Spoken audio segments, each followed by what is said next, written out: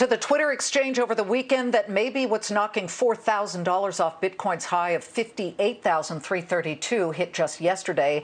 Gold bug and crypto skeptic Peter Schiff taunting Bitcoin believer Elon Musk. Schiff quoted Musk, who, despite investing in Bitcoin on behalf of Tesla, has said Bitcoin is almost, quote, as BS as fiat or government-issued currency.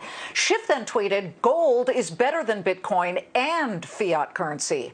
Musk responded, quote, "An email saying you have gold is not the same as having gold. You might as well have crypto."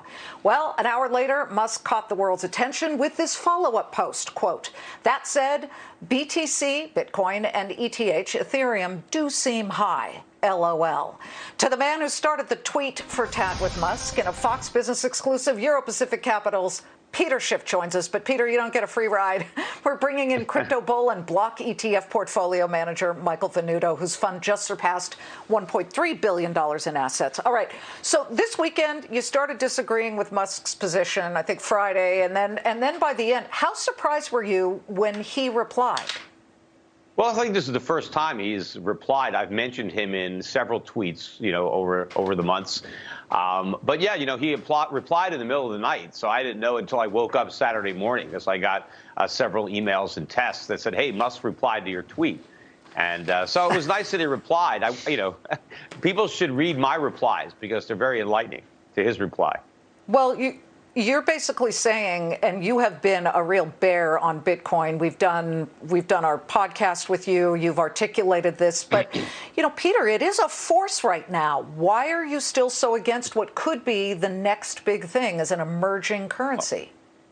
It's not an emerging currency. It's a bubble, and it's certainly gotten very large. Look, Elon Musk may be a brilliant engineer, and he may have more money than all of us, but his understanding of money is actually flawed. Bitcoin is not money. Initially, it was intended to be a digital fiat currency, except it didn't really work well as a medium of exchange. So they kind of reinvented it as a store of value, kind of like a digital version of gold, except Bitcoin doesn't have any of gold's value as a metal. And so if it doesn't have any value, it can't be a store of value. All Bitcoin is a digital token. Now, you have people who are collecting Bitcoin, you have people who are trading it, but at the end of the day, when the music stops playing, I don't think a Bitcoin collection is going to have much value. Beanie Babies, at least they were fuzzy, cuddly, and fluffy, but Bitcoin is nothing. Well, Michael, you get to jump in here. Your ETF has seen quite the jump, more than a couple of hundred percentage points, and you've just surpassed more than $1 billion. So, well, how do you answer Peter on that?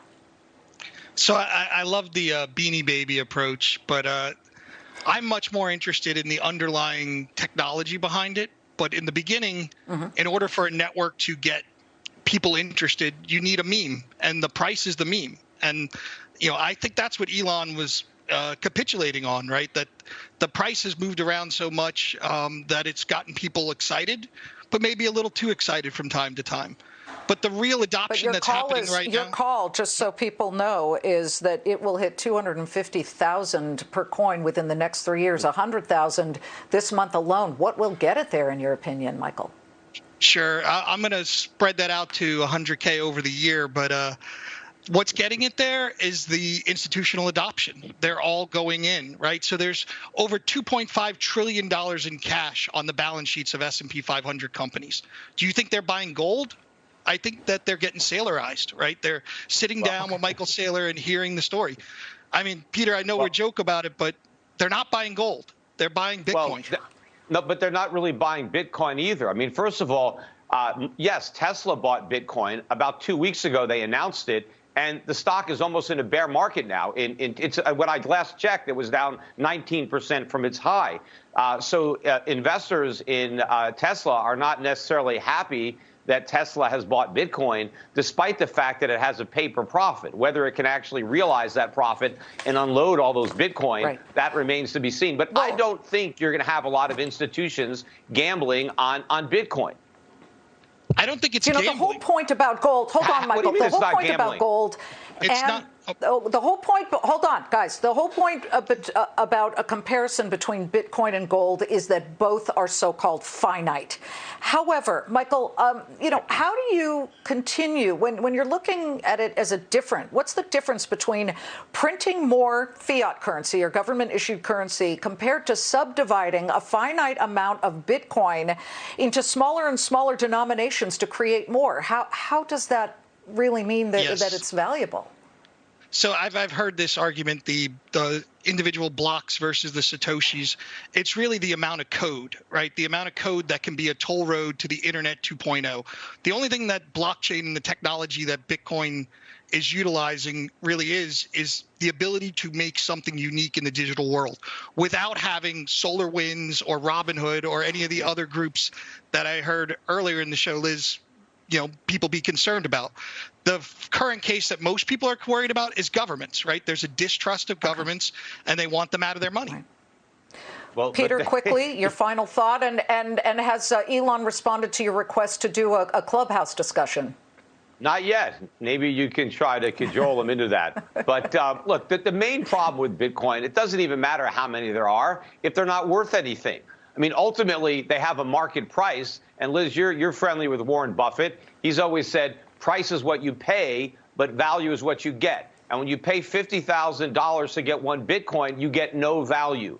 And eventually, the price is going to equal the market value. Wow. The same thing ultimately happens with fiat currencies. They decline to their intrinsic value.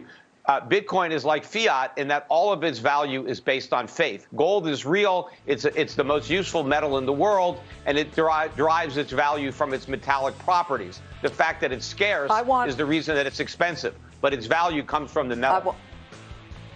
Both of you guys, you're coming back. I definitely want you back, like within a couple of weeks, because something tells me that this story is going to only get bigger, not smaller. Peter, Mike, great to have you. Claimant Countdown's coming right back.